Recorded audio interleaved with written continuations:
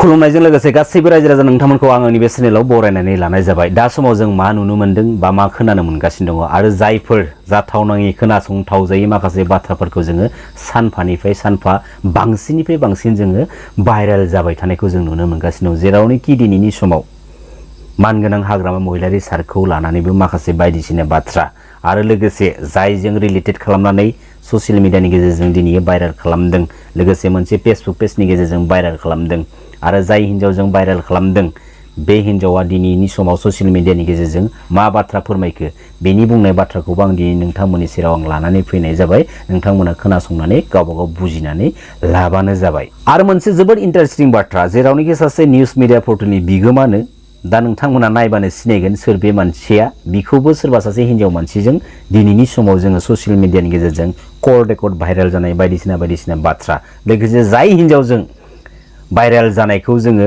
नुदों दिनैनि बे समाव, बे हिन्जावाबो ससियेल मिडियानि गेजेरजों सर्टलि मा बाथ्रा फोरमायदों बे भिडिअखौबो आं नोंथांमोननि सेराव लानानै फैनाय जादों। मैखोमा जुदि आंनो एफाबां जुदि बेबायदि थाखा हरदोंबा आं मानो दखान होनांगौ जानांदों? ओमफ्राय बियो जुदि आंनो गारि बायनानै हरदोंबा आंनो सानाखैमोन। अनेक हिन्जावफोरजों लिंक लायो, अनेक हिन्जावफोर लोगो हमो आरो आं बेखौहाय हिन्जावफोरजों लोगो हमनो फैनायावसो आं बेखौहाय लोगो मोनदों। आं सासे लोगोनि न'आव थांदोंमोन, बेनि न'आवसो आं लोगो मोनदों बेखौहाय। बुङोबाथ' माने बुहुत खोथा दङ लोगोफोर। ओमफ्राय बियो आंखौ नंखाय ब्लेकमेल खालामनानै आंखौ होनबाय थाखायोमोन। बियो आंखौ होनबाय थाखायोमोन फन हरै नों आंजों रायलायाबा आं रेकर्ड खालामनानै नोंखौ भाइरेल खालामगोन होननानै। ओमफ्रायहाय आंखौहाय मा खालामबावोमोन बियो, माने फेक एकाउन्ट खुलिनानै आं जिखुनु माने मबाइलफ्राव होयो, जिखुनु आपल'ड खालामो बियो आंखौ डाउनल'ड खालामनानै बियो रि-आपल'ड बिदि होबाय थायोमोन। माने ओरैबायदि आंखौ नासयख्रेबखायोमोन आरो, माने गावनि हिन्जाव गदाय जाथारनांगौमोन आरो आं। मानसिफ्रा आंखौ दा माने आंखौसो सानगोन, भुल नुगोन, आंखौ गाज्रि नोजोरजों नायगोन। खिन्थु आंनि जायगायाव हाबना नायफैबासो आंखौ बुजिगोन। लोगोफोर नोंसोरो गोजाननिफ्राय गाज्रि सानहरनाङा मानसिखौ। माने खाथियाव फैनानै गोसोआव हाबनानै नायफै, माने थानायनानै नायनांगौ आरो खेमसेनो माने गाज्रि साननो नाङा। खोनाबाय, नों दिनै आंनिफ्राय गारि मटर लुथिजोब्बाय। आं सानो, नाथाय नों साना ना बेखौ। नोंथांखौ इगनर खालामो ना। इगनर खालामबायनि मानो इगनर खालामो नों? नों रुन्दि नङामोन नङा बेखौ बुं दे। नंगौ मा ओमफ्रायलाय? नोंथ' खोनाबाय, नों दिनै आंनिफ्राय गारि मटर लुथिजोब्बाय। आंखौ इउज खालामखांनायनि उनाव दिनै नों आंखौ गारना दोनबाय। गारिखौ सिफा फाननासो लाबाय होनबा आंनिफ्राय।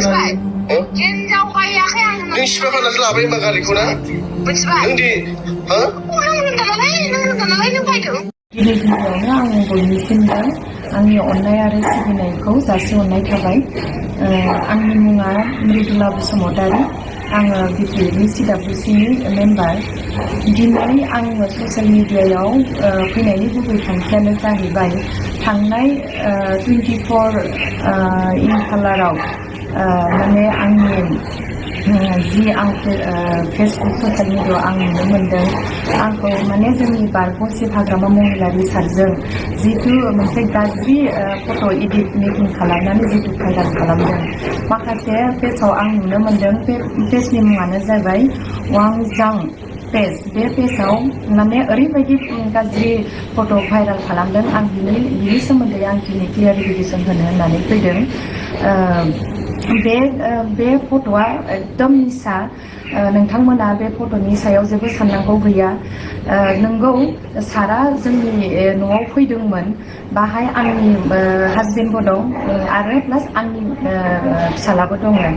बे सारा माने आंनि फिसाइजों मोनसे खामानि रायलायनो लागा दंमोन, जोंहा पार्टि मेटार। बेखौ लानानै आंनि फिसाइजों रायलायनो थाखाय फैदोंमोन हाग्रामा सारा।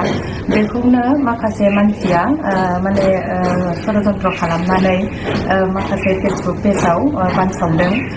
जेब्ला सारा जोंनि न'आव जोङो न' सिङाव जोङो आंनि बोराइ आरो सारजों साथामजों जेब्ला जों सावरायबाय थायो, खोथाजों माखासे पार्टिनि खोथाजों माखासे खोथा रायलायबाय थानायाव गामिनि सानैसो हिन्जावफोरा फैदों।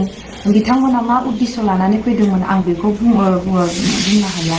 खिन्थु जेब्ला बिसोरो जोंखौ गाज्रि हरो होमबा जों आंनि फिसालाजों आंजों थांनानै आं दरजाखौ खेवहैयो खेवनानै जेब्ला आं बिसोरखौ नुनो मोनो बिसोर साब्रै साबासो हिनजावफोर बिसोर ज' दंमोन ओमफ्राय आं बिसोरखौ सोंदों मा खौरां मा उद्देश्य लानानै फैदों जेब्ला बिदि सोङो बिसोरो सोंदों नोंसोरनाव सोरबा आलासि दंफैयो नामा बे थिग बे टाइमावनो आं होनदों औ जोंनाव आलासि दंफैयो बिदि बुंनाय लेखा बिसोरो आलासिखौ नायनो होननानै बुंबाय आं होनबाय औ नायजायोथ' जेब्ला बिसोरो न' सिङाव आलासिखौ नायनो होननानै थाङो अब्ला बिसोरो जोंनि मानव गेदेर हाग्रामा महिलारि सारखौ नुयो होमबा बिसोर गावसोरनो नुनानै माथो हाग्रामा सारसो होननानै गावसोरनो शक जानाय बायदि जानानै बाहेर फारसे ओंखारबोफिनो जेब्ला बाहेर फारसे बिसोर ओंखारबोफिनो गावसोरनो गावजों गाव सावरायलायनानै माने आंनि सिगाङाव बिसोर बुङो जों माने गोरोन्थि जाफ्लांबाय माने जों एसे दस्रा एसे उद्देश्य लानानैसो फैदोंमोन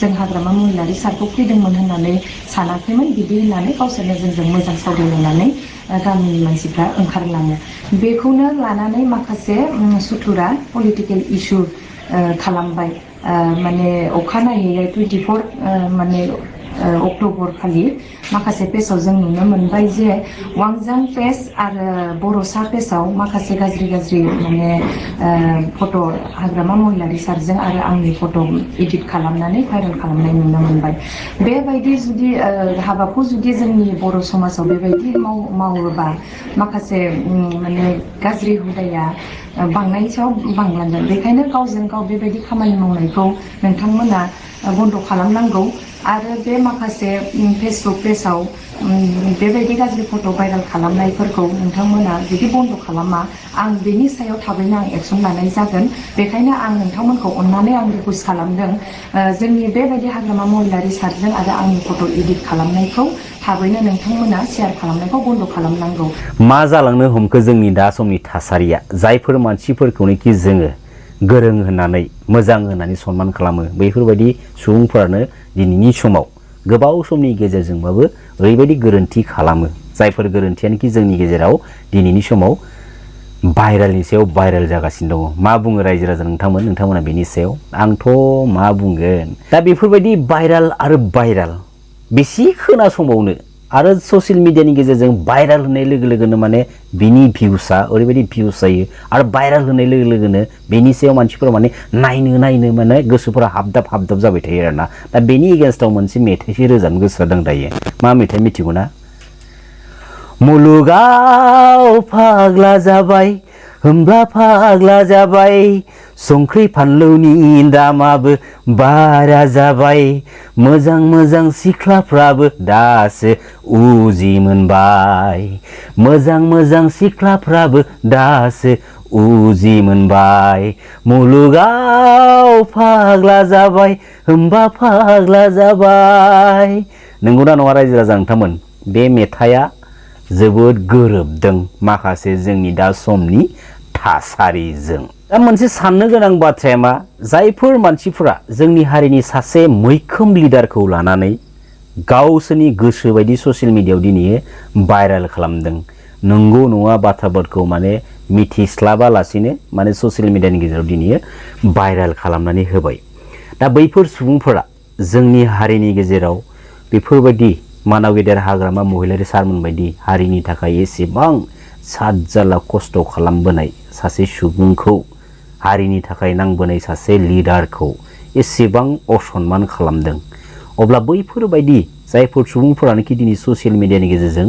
बेफोरबायदि भाइरेल खालामना होदों बिसोरनि सान्थौ गोहोआ बिसोरनि केरेक्टारा जोंनि समाजनि थाखाय बेसेबां गनायजाथावना गाबोननि सानाव जुदि सोरबा प्रमद बर' सारखौबो सोरजोंबा बेफोरबायदि जे ससियेल मिडिया जुदि शेयार खालामना होयोब्ला अब्ला जोंनि थासारिया बबे लामाखैजा खारगासिनो दङ जोंनि थासारिया बबे लामाखैजा खारगासिनो दङ दा समाव जों गावजों गावनि गेजेराव जों जुदि सनमान होलायनो रोङाब्ला माबोरै जानो मोनसे बाथ्राखौथ' इम्पर्टेन्ट होननानै लानो रोंनांगौ दा समाव जेसेबांखिनि लिडारफोर दं जोंनि हारिनि गेजेराव बैफोर लिडारफोरखौ जों सनमान होनो रोंनांगोन लोगोसे फैबाय थानाय समाव बैफोर लिडारनिफ्रायनो सोरबा लिडारा जुदि जोंनि माखासे समाजनि हेंथा समाज बेरेखा जुदि बिबुंथिफोर बा खामानिफोर जुदि मावदोंब्ला बैफोर लिडारफोरखौसो जोङो सोंखारिनो हायो बायदिसिना बाथ्रा बुंनानै बिखौ सोंथिजों सोंनो हायो।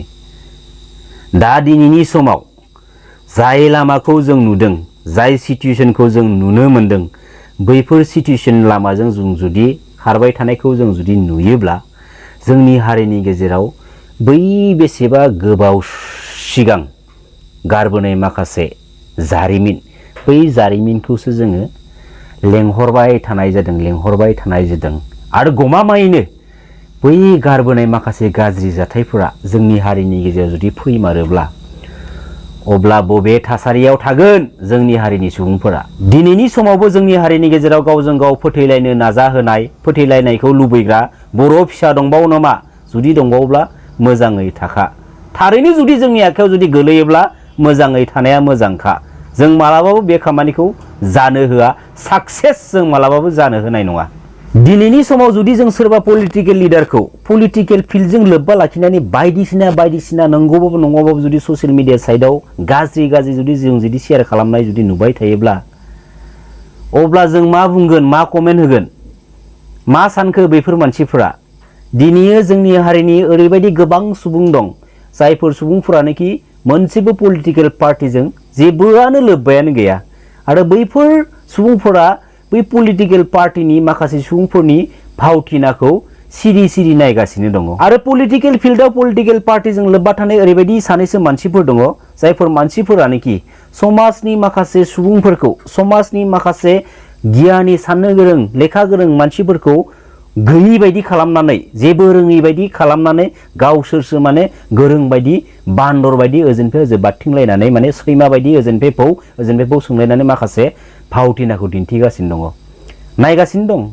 जोंनि गोबां हारिनि सुबुंफोरा नायगासिनो दङ, बेफोरबायदि थार्ड क्लास सुबुंनि भावथिनाखौ नायगासिनो दङ। खिन्थु फैबाय थानाय समाव बैफोर सुबुंफोरा बा जायफोर सुबुंफोरानोखि पलिटिकेल पार्टिजों इनभल्भ गैया, जेब्ला साजा होगोन ना मोजांल' रेडि जानानै थाखा, नायगासिनो दङ। आरो थारैनो जुदि बेफोरबायदि थार्ड क्लास लेभेलनि पलिटिकेल जों रिलेटेड थानाय माखासे भाइरेल जाबाय थानाया जोंनि हारिनि गेजेराव माबा मोनसे जुदि गाज्रि गोहोम लाबोयोब्ला फैबाय थानाय समाव बैफोर मानसिफोराबो सासेबो खारग'नाय नङा। एसेबां थार्ड क्लास लेभेलनि पलिटिकेल इस्यु बेयो, पलिटिकेल फिल्डआव थांनानै पलिटिकेलि जुदि डिबेट खालामलायनायाव जुदि खर'खौ जुदि कन्ट्रल खालामलायनो हायाब्ला अब्ला दिनैनि समाव मानो पलिटिकेल लिडार जानो थांखोब्रा? पलिटिकेल फिल्डनिफ्राय फै, गावबागाव न'आव आरामै मावै दाङै जानानै थाफै। पलिटिक्सखौ माखौ बुंखो? पलिटिक्सआनो जाहैबाय मा, जेब्ला बिसायख'थि सफैयो बा गावबा गावनि पलिटिकेल पार्टिखौ स्ट्रेंथ गोख्रों खालामनो थाखाय पलिटिकेलि माखासे डिबेट दान्थे बिदान्थे जाखायो। लासिं सिंलै सारमोन, मेडाममोन, आदा आब'मोन, बाजैमोन, फंबाय बिनानावमोन, बिराद लासिं सिं दा समनि जोंनि पलिटिकेल जिथु थासारि। नायबायल' था बिसोरनि फावथिनाखौ सिरि बेफोरबायदि नायबाय था। खिन्थु फैबाय थानाय समाव बेफोरबायदि जुदि बांसिननिफ्राय बांसिन जुदि जायोबा साजा होनो थाखायबो रेडि जानानै थाखा। आं दं, सिगाङाव आं थागोन आरो जाय समाव मावगोन बे मावजाग्रा मानसियाबो जेबो उदिस मोननाय नङा। खुलुमबाय। जै बर' हारिनि, जै बर' बिमानि।